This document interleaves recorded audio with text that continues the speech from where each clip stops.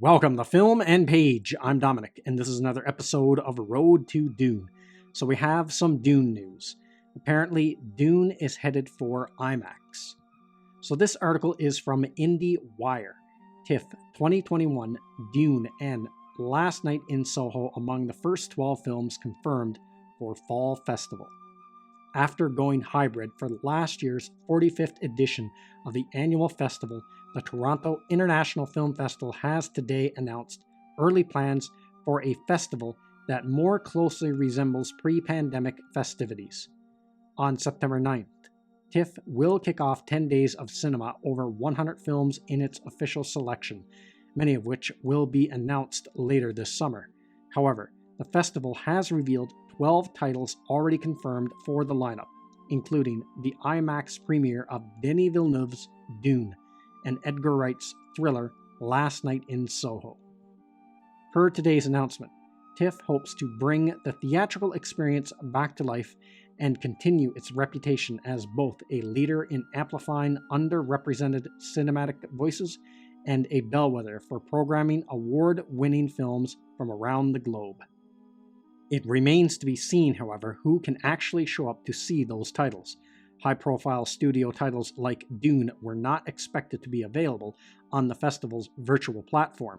Nevertheless, in a joint interview with IndieWire, TIFF co-heads Cameron Bailey and Joanna Vicente said that all films have been invited to premiere both in person and virtually for Canadian audiences, while the press and industry screening platform launched last year will remain in place.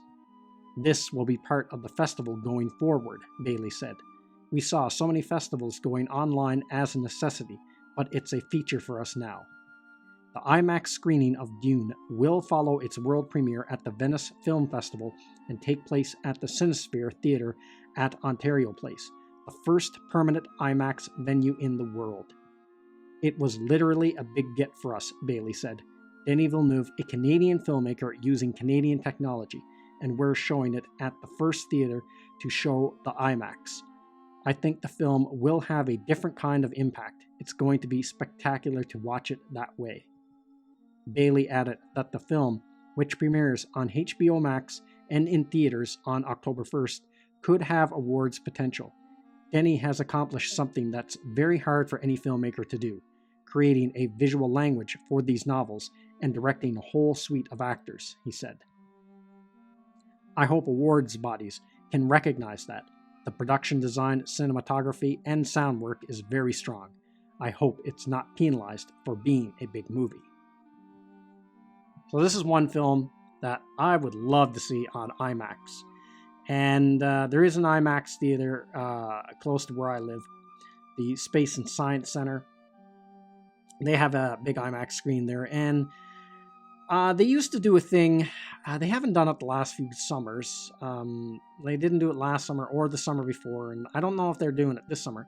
But they always would do the sci-fi film festival summer, where every Thursday night they would show a different science fiction movie. Usually it was older ones.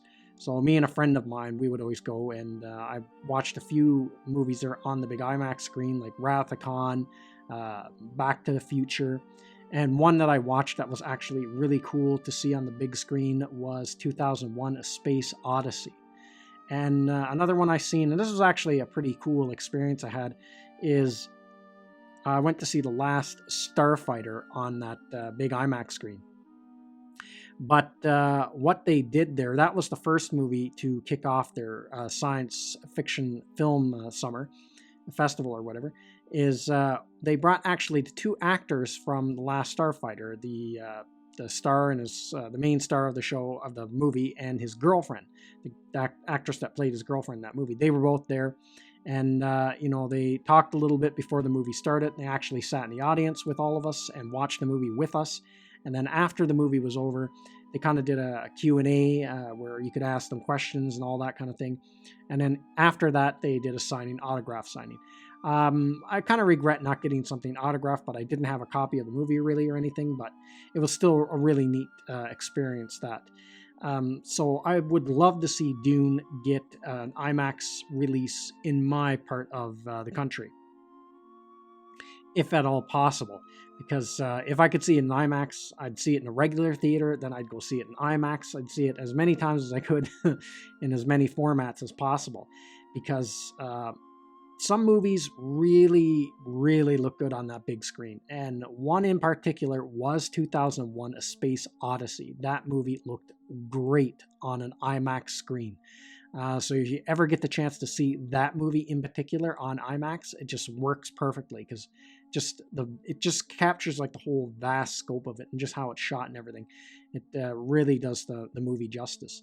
And so pretty good news. And hopefully now that we're a few months out, hopefully they kick off get the marketing in the high gear like next month, and some more tidbits like this come out, just something to get people's appetites going and stuff for this movie.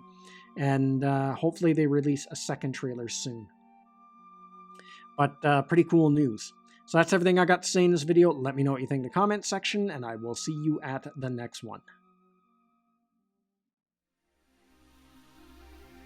I'd like to say thank you to all of my subscribers. I appreciate you all in helping this channel grow. If you're new to the channel, don't forget to like, share, and subscribe.